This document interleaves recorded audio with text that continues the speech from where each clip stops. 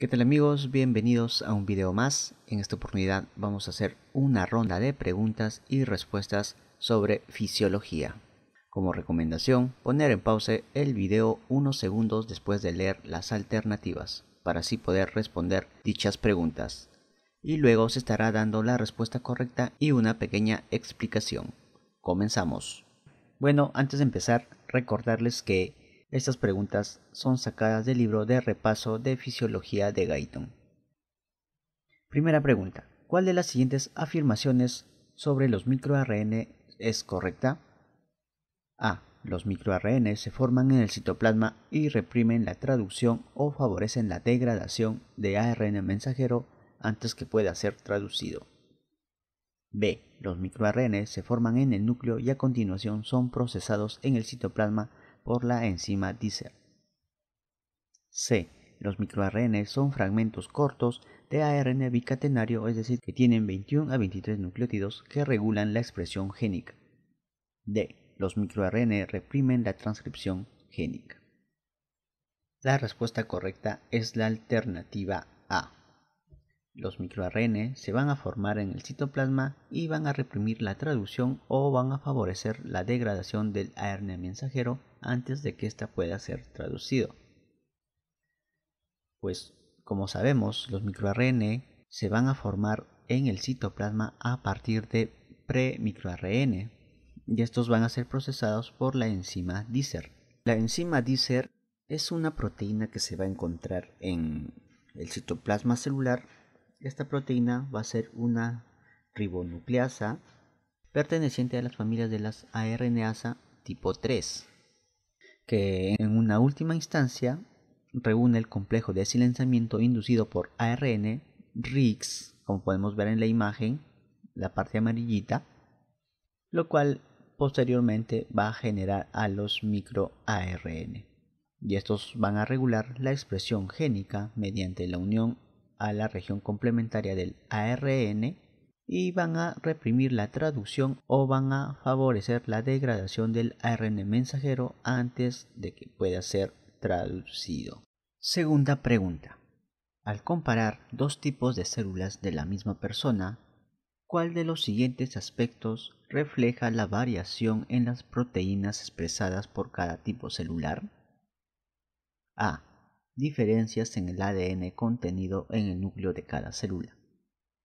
B. Diferencias en el número de genes específicos en sus genomas. C. Expresión y represión de genes específicos de cada célula. D. Diferencias en el número de cromosomas en cada célula. Y E. La edad de las células. La respuesta correcta es la alternativa C. Expresión y represión de genes específicos de cada célula.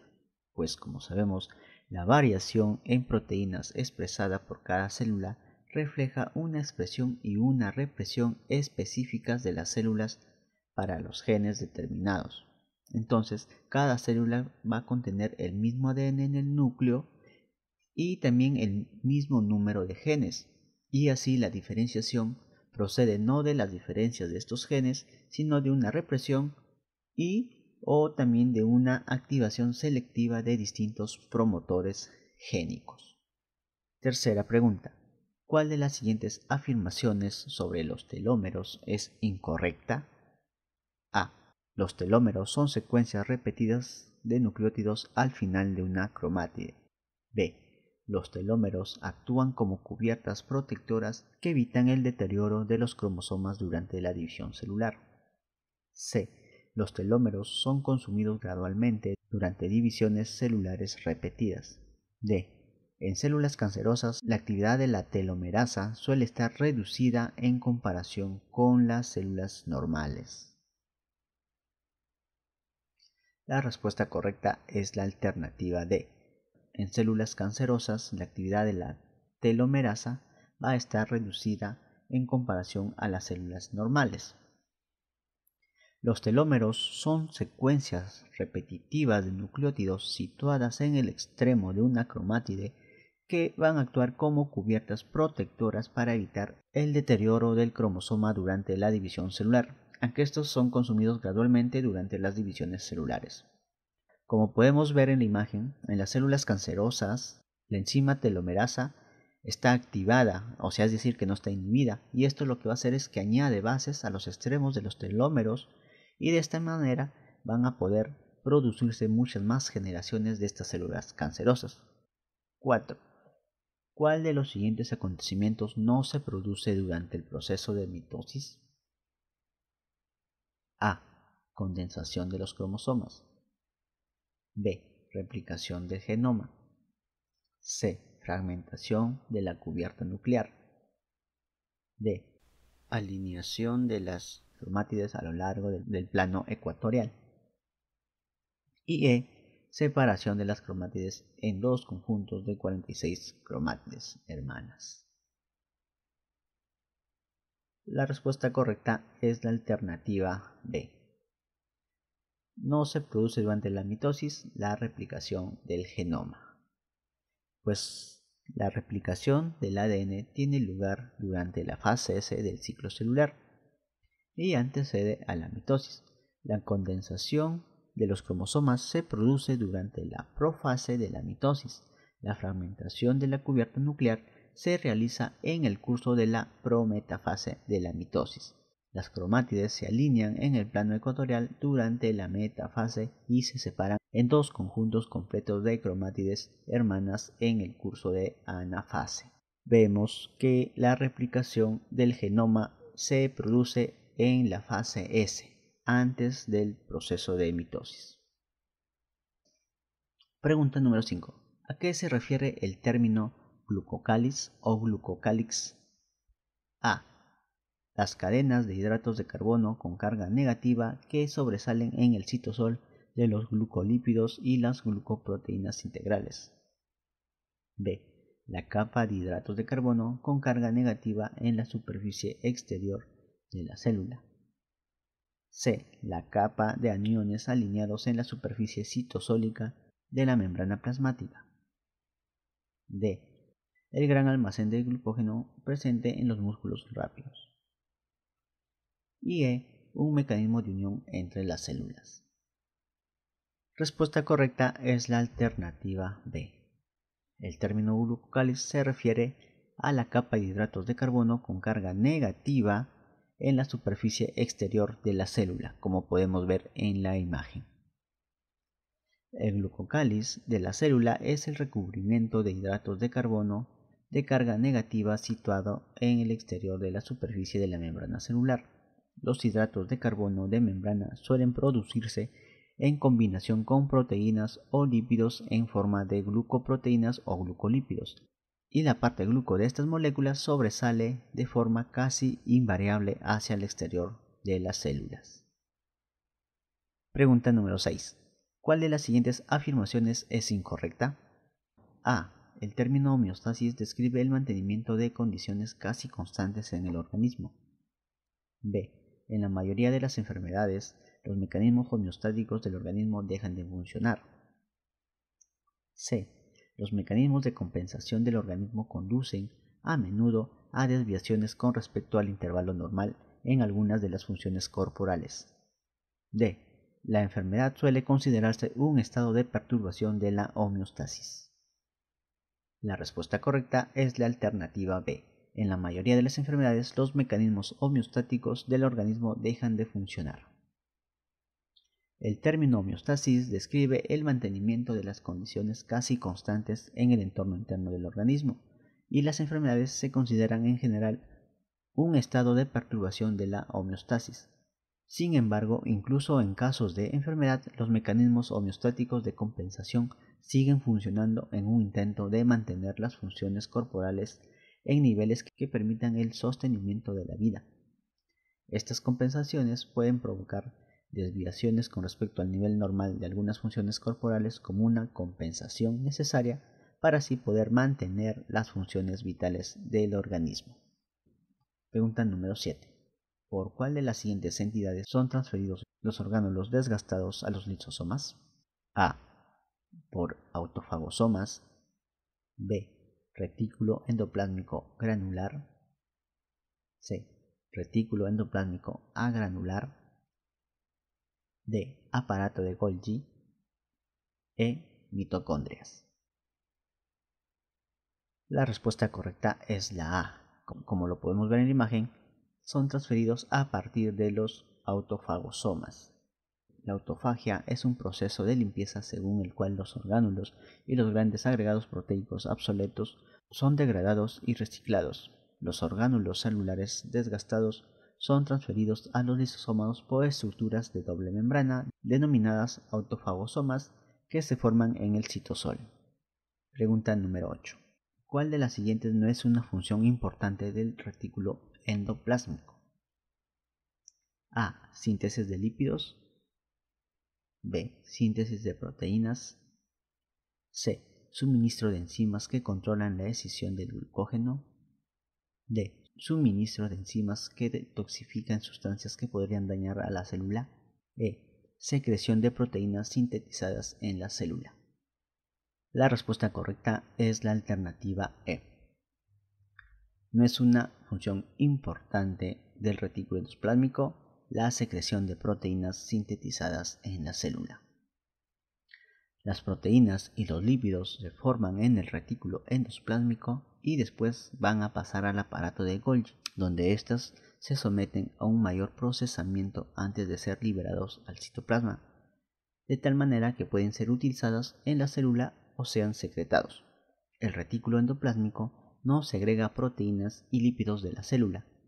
Dicho retículo endoplásmico proporciona también enzimas que controlan la escisión de glucógeno y ayudan a detoxificar sustancias como los fármacos que podrían dañar a la célula. Pregunta número 9. ¿Cuál de las siguientes no tiene una función directa en el proceso de transcripción?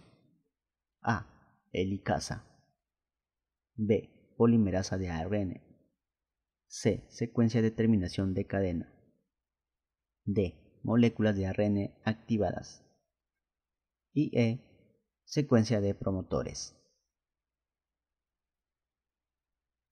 La respuesta correcta es la alternativa A. La helicasa no tiene una función directa en el proceso de transcripción. Como sabemos, la helicasa es una de las muchas proteínas que intervienen en el proceso de replicación del ADN. No desempeña ninguna función en la transcripción. La polimerasa de ARN se une a la secuencia de promotores y facilita la adición de moléculas de ARN activadas a las moléculas de ARN en crecimiento hasta que la polimerasa alcanza la secuencia de terminación de la cadena de la molécula de ADN de plantilla. 10. ¿Cuál de las siguientes afirmaciones es válida para la pinocitosis y para la fagocitosis? A. Suponen el reclutamiento de filamentos de actina. B. Se produce de forma espontánea y no selectiva. C. Las vesículas de endocitosis se fusionan con ribosomas que liberan hidrolasas en las vesículas. D. Se observan solamente en macrófagos y neutrófilos. Y E. No necesitan ATP. La respuesta correcta es la alternativa A. Suponen el reclutamiento de filamento de actina. La pinocitosis y la fagocitosis implican el movimiento de la membrana plasmática. La pinocitosis supone una invaginación de la membrana celular, mientras que la fagocitosis se acompaña de evaginación. Los dos sucesos exigen el reclutamiento de actina y otros elementos del citoesqueleto. La fagocitosis no es espontánea, pero sí es selectiva. Es adictiva por interacciones específicas del receptor ligando. Pregunta número 11. ¿Cuál de las siguientes afirmaciones sobre ARN mensajero es correcta? A. El ARN mensajero transporta el código genético al citoplasma. B. El ARN mensajero transporta aminoácidos activados a los ribosomas. C. El ARN mensajero está compuesto por moléculas de ARN monocatenario de 21 a 23 nucleótidos que pueden regular la transcripción génica. Y D. El ARN mensajero forma ribosomas. La respuesta correcta es la alternativa A. El ARN mensajero transporta el código genético al citoplasma.